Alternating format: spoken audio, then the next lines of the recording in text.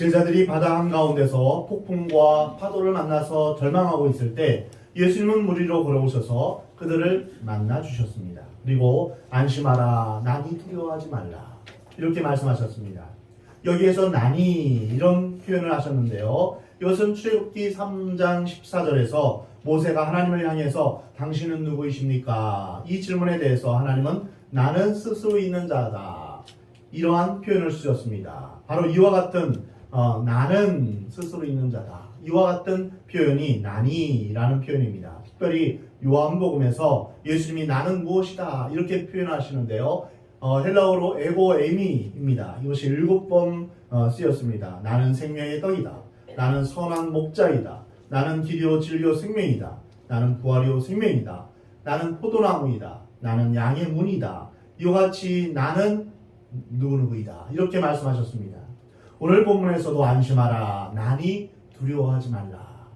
얼마나 놀랐습니까? 우리의 믿음의 근거가 얼마나 확실합니까? 예수님께서 친히 나다라고 말씀하십니다.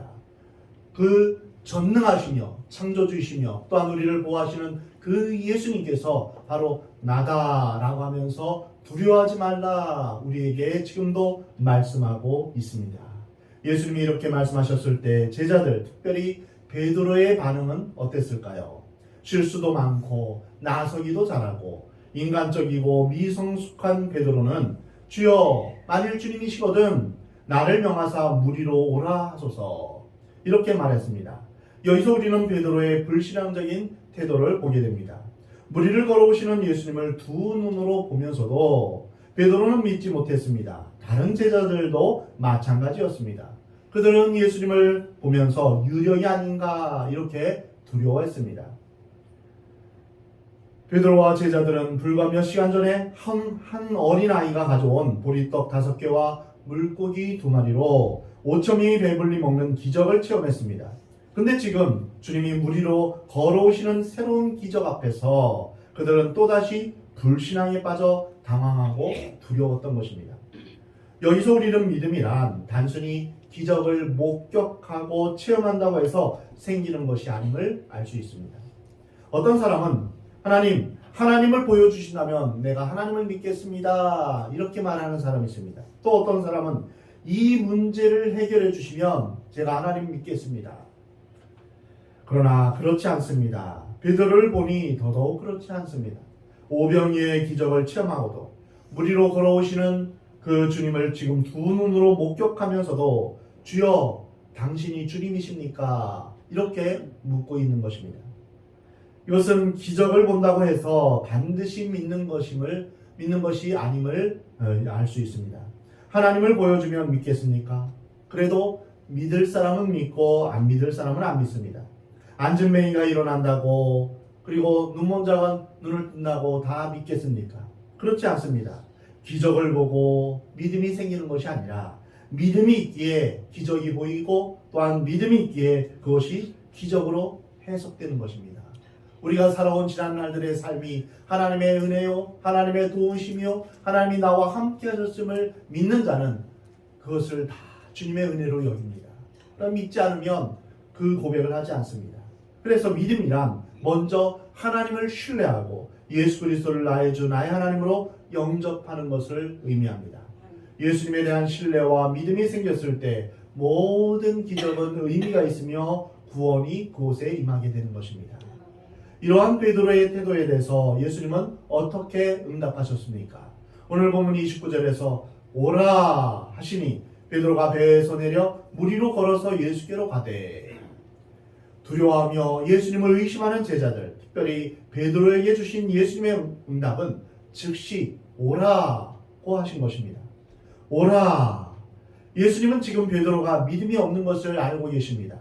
그럼에도 불구하고 베드로에게 기회를 주시고 축복해 주셨습니다. 왜 예수님이 베드로에게 오라라고 하셨을까요? 여기에는 두 가지 이유가 있습니다. 첫 번째는 예수님이 베드로를 깊이 사랑하셨기 때문입니다. 믿음이 없을지라도 하나님은 우리를 사랑하십니다. 그러므로 믿음보다 더 위대한 것은 사랑입니다. 우리가 자격이 없고 또한 우리가 연약할지라도 하나님은 우리를 사랑하십니다. 그리고 우리를 끝까지 보고 계십니다. 그리고 이 믿음, 하나님에 대한 사랑을 우리가 온전히 믿어야만 구원이 임하게 되는 것입니다. 두 번째는 이러한 실수를 통해서 참 믿음을 가르쳐주기 위해서입니다. 사실 베드로는 예수님을 사랑했습니다. 사랑하지 않았다면 그가 그 그물과 배를 버려두면서 예수님을 따라가지 않았을 것입니다. 베드로는 아직 성령 충만한 성숙한 믿음이 없었으며 겁도 많고 호언장담도 잘했습니다. 그렇지만 예수님은 베드로를 버리지 않으셨습니다.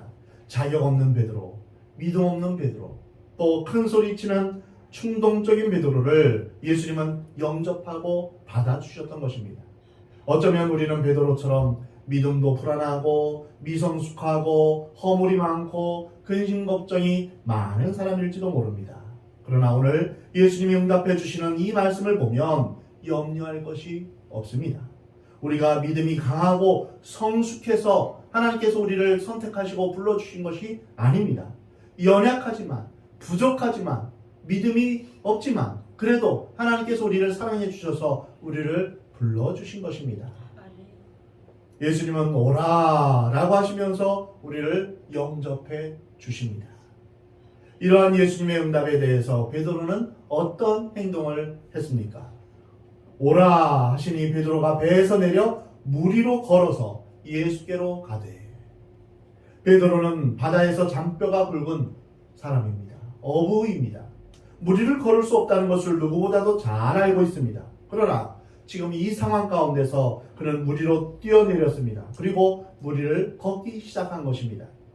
예수님이 물 위를 걸으신 사실을 우리는 이해할 수 있습니다. 예수님은 창조주 하나님이시며 죽은 자를 살리시는 전능하신 하나님이시기 때문입니다. 하나님이신 예수님에게 자연 법칙이 적용되지 않을 수 있습니다. 그러나 베드로가 물 위를 걷는다는 것은 이해하기 어려운 일입니다. 하지만 본문 말씀을 보면 베드로가 예수님의 말씀을 듣고 행동으로 옮겼을 때 물 위를 걷게 되었다는 것입니다. 물이 변하여 포도주가 된 것처럼 물 위를 걸을 수 없는 베드로가 물 위를 걷게 된다는 것. 이것이 바로 기독교의 본질에 해당되는 부분입니다. 예수님이 베드로로 하여금 물 위를 걷게 하셨다는 사실은 무엇을 의미합니까? 그것은 예수님이 사탄을 이기고 죄와 세상의 유혹과 시험을 이기신 것처럼 예수님의 말씀을 듣고 순종하는 사람에게도 동일하게 똑같은 기적과 축복이 있음을 보여주는 것입니다. 우리는 우리 힘과 능력으로 이 세상을 승리할 수 있고 승리할 수 없고 또한 우리가 마귀의 권세를 물리칠 수 없습니다. 그러나 예수님의 능력을 힘입어서 우리가 이 땅에서 승리할 수 있는 비결은 바로 우리가 우리 안에 계신 예수님으로 말미암아 신앙생활을 해나갈 수 있다는 것입니다. 베드로가 어떻게 물 위를 걸을 수 있었을까요? 첫 번째로 말씀의 능력 때문입니다. 예수님이 물 위로 걸어오라 말씀하셨습니다. 말씀이 있었기 때문에 그 말씀에 근거하여서 행동했을 때 베드로는 물 위를 걷는 기적을 체험하게 되었습니다. 어떤 사람이 이 성경 본문 말씀을 읽고 베드로가 물 위를 걸었으니 나도 할 수 있겠구나 이렇게 생각했습니다. 그래서 이 사람은 성경을 의심하지 않는 사람이었습니다. 그래서 40일간 금식하며 기도하며 준비합니다. 그런 다음 바다에 갔습니다. 그리고 물 위로 발을 옮겼습니다. 어떻게 됐을까요? 다음 순간 그는 물속에 빠지고 말았습니다. 왜 그렇게 되었을까요? 그의 행위가 자기 생각에서 나온 것이기 때문입니다. 베드로가 물 위를 걸은 것은 예수님이 물 위를 걸으시니 나도 물 위를 걸을 수 있겠다 생각했기 때문이 아닙니다.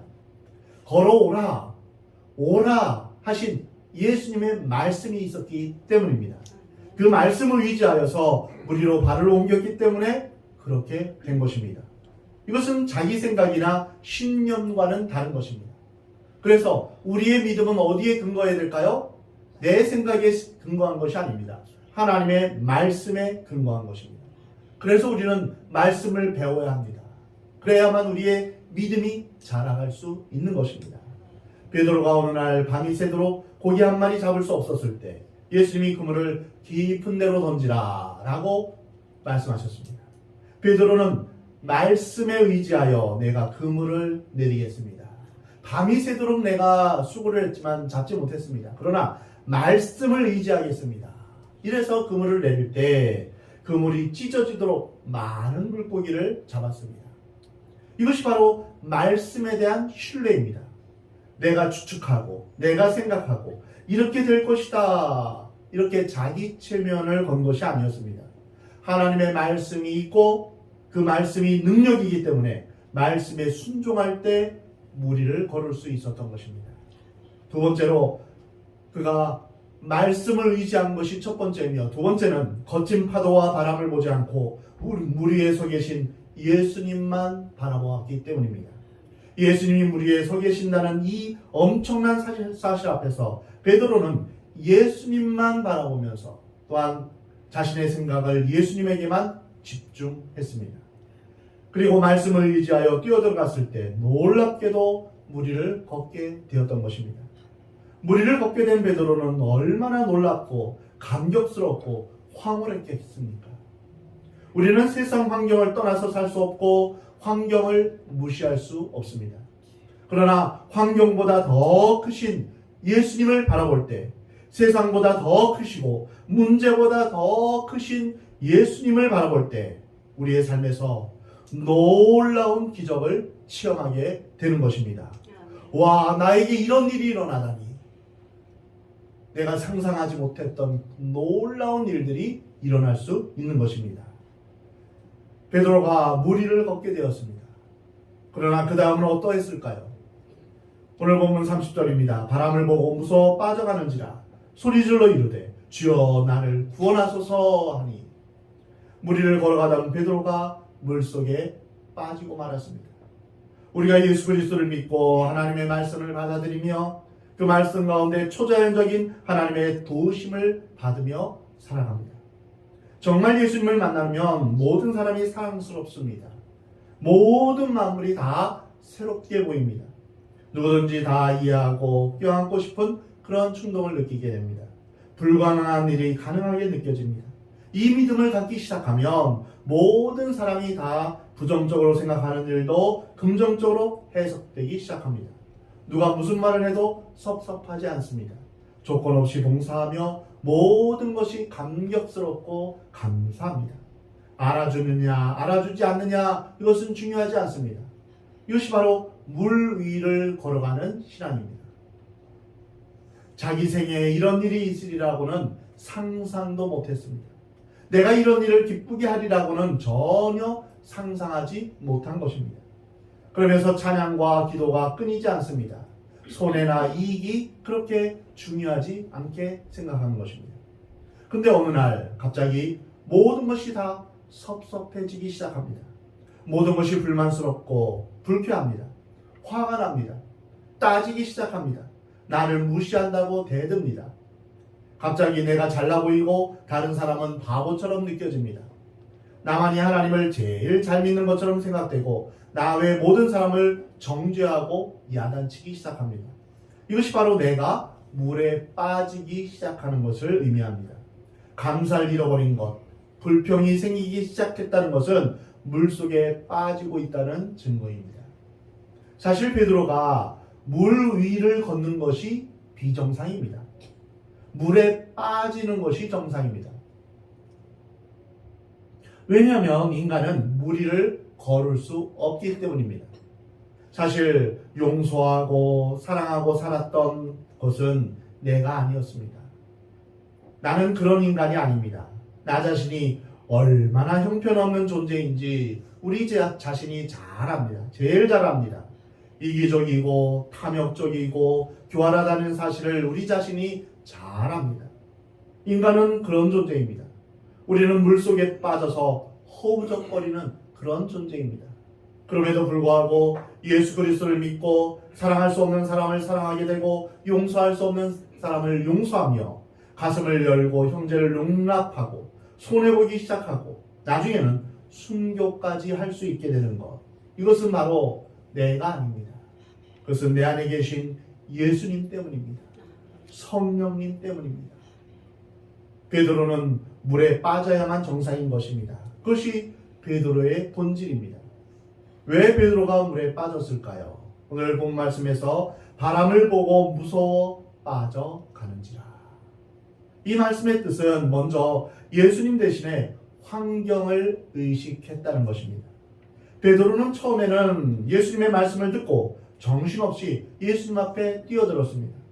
물 위에 서 계신 예수님을 바라보았던 것입니다. 그런데 한참 물 위를 걷다가 이제 제정신이 들었습니다. 신앙에서 이성으로 돌아온 것입니다.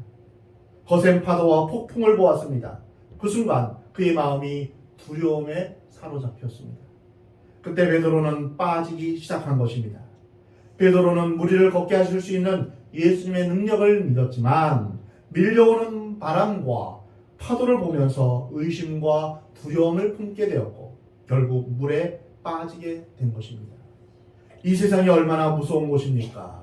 거센 파도, 무서운 바람이 끊임없이 우리 주위에 불고 있습니다. 그래서 이 험한 세상을 살아가다 보면 이 주위 환경을 살다 보면 주위 환경을 보면 두려움에 빠질 수도 있는 것입니다. 우리가 자칫 잘못하면 이 파도와 바람에 휩쓸려 죽을 수밖에 없는 그러한 존재들입니다.